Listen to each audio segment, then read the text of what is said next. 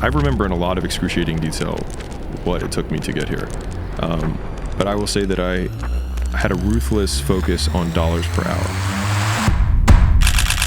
Money, money, money. Money makes the world go round. The internet's hottest businessman has sold books in record numbers and sold companies and generated income for hundreds of millions of dollars every year. Like 7 million, and then the next year we did 26. It was just huge growth. Would you believe that just a couple years before all this that he wanted to die? So what changed, and what can men learn from this shift in mentality? Alex didn't grow up with extreme wealth or anything. His dad was an immigrant, and he did get the opportunity to go to college and graduated with honors. He even landed himself a fancy consulting job out of college. He had a nice, cushy condo overlooking the city. But this was all his dad's dream, and he desperately wanted to wake up from this dream, or not wake up at all. I was a consultant, 22-ish years old. I had a paid for, condo that I bought overlooking the city. And I remember thinking, like, I really hope I don't wake up tomorrow. And I don't mean that to be melodramatic. I just for a period of time, I just always hoped every night. I was like, I just really hope I don't wake up tomorrow. Like, I just don't want to do this. And what was difficult about that was that at that time was when my father was most proud of me.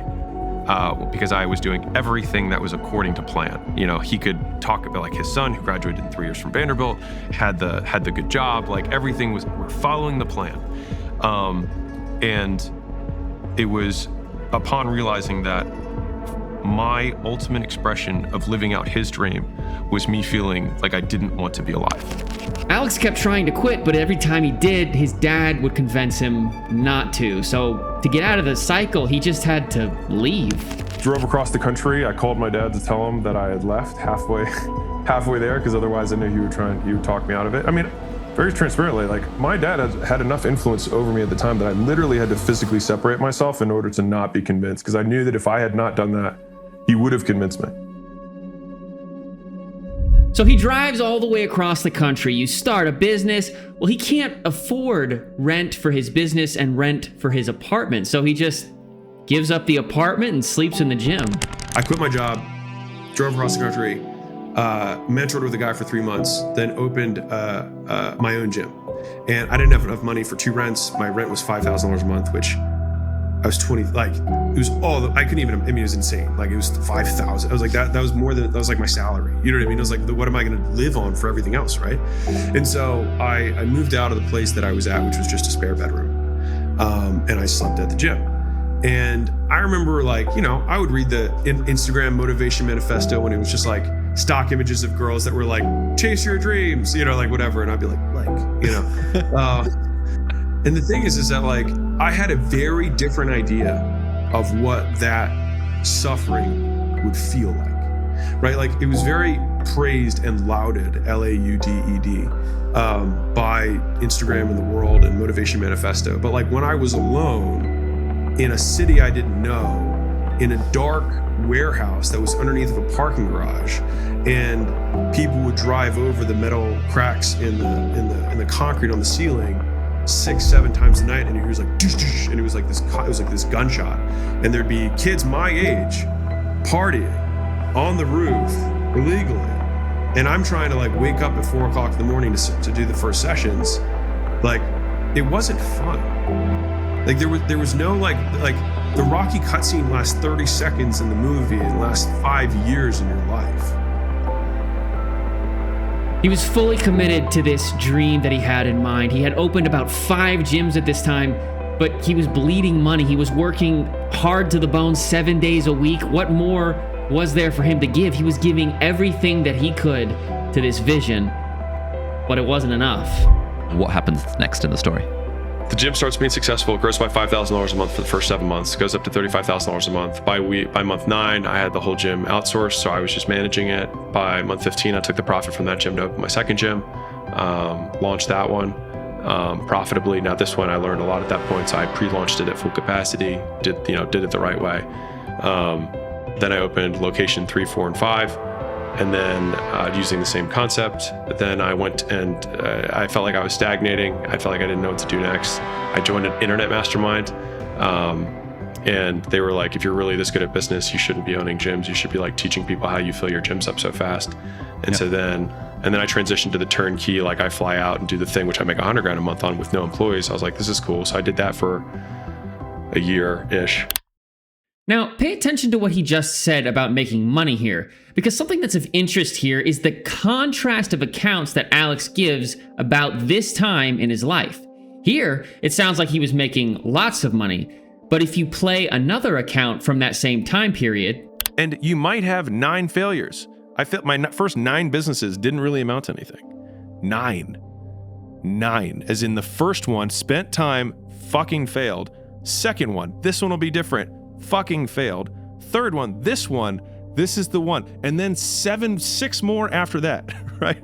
I'm just painting this picture because like, it's painful as shit because the whole time everyone is telling you, I told you so, and they're right.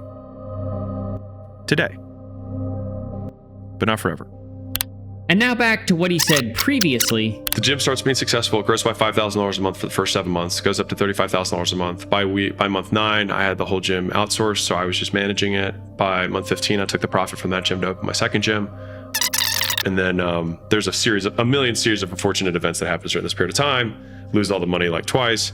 I sell the gyms. I go all in on the new concept. We switch from doing the turnkey system to doing a licensing model. And then that was 2017. He tries to open a 6th gym. Don't ask me why if the first 5 aren't bringing in money. It flops, he fails, he's in debt.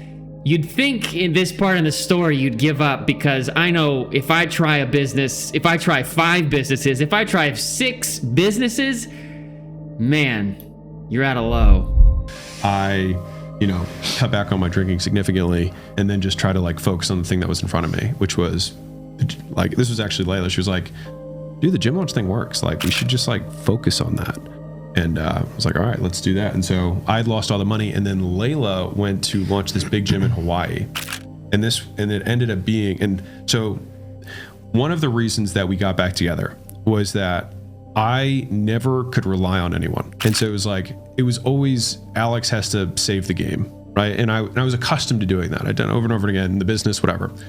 And so when she flew out to Hawaii, I basically was like, you need to make this work. Like, you have to crush this launch. And I didn't have that much money left. And it cost 10 grand to like put her up in Hawaii for, it was like 6 weeks or whatever. Like, hotels, airfare in Hawaii is expensive. And so she was splitting a house with 5 guys and it was still like $250 a night. But it was all I could like really afford. And so we launched this gym in Hawaii. And then in that time, she set the all-time record for sales. And so it was like at a time that was probably pretty difficult for her. You know what I mean? Like, we had just broken up. What's my future look like? What am I going to do with this guy? Whatever. And she's in another state in the middle of the ocean. And I was like, you have to come through. And she did. And so it was one of those times where like most people had always wilted under pressure. But like Layla was hard as fuck. And I was like, man, wherever I'm going, I know that I need someone like that with me, because I know where I want to go and the life that I want to lead is not going to be normal. And so I need somebody who can handle that kind of pressure. And she crushed it. And so we talked every night while we weren't like malicious. We talked every night still about the business, things that we were improving, etc. And she came back, and that cash was what I was able to put into all the refunds at this gym that I basically had to shut down. That was my number 6 that other guy was supposed to partner with me on, and then he dipped or whatever. So I basically had to float payroll, rent, everything without bringing in new sales, basically just out of my savings, which sucked. And so all that cash went to there. And so that was when she came back. I was in a better place. I'd like cleaned up a lot of these like hard conversations I needed to have, and she had just like stood tall throughout the whole time. And so I think what happened at that point is that Layla earned my respect. And so like, not that I didn't respect her before, but like she earned the respect, like independent. You know what I mean? It wasn't like, oh yeah, we're going to do this thing together and you're a girl that I'm with. It was like, I would do this with you even if we weren't together. Now this part of the story gets a little murky. This new business that he was opening was called Gym Launch, but he wasn't selling the idea of a blueprint of how to open a gym. No, he was selling coaching or mentoring to people who already owned a gym. He said, hey, I'll help you get more members for your gym. but the success of this mentoring or coaching is controversial at best. If you look into gym launch today at a website like Better Business Bureau or on some forums, at best it's controversial. At worst, it ended up closing down allegedly several gyms because it just didn't work and it was so expensive. Or maybe the program just didn't work for a few disgruntled customers and the positive reviews are legitimate. Although a lot of them do seem to be very recent. But it sold.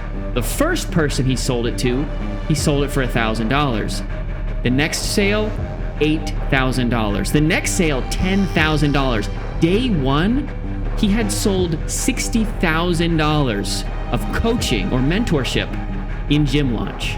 Month one, $220K. Month two, $380K. Month three, $480,000. $780,000. He would peak at bringing in about $4.5 million every month in the first 20 months of starting Gym Launch.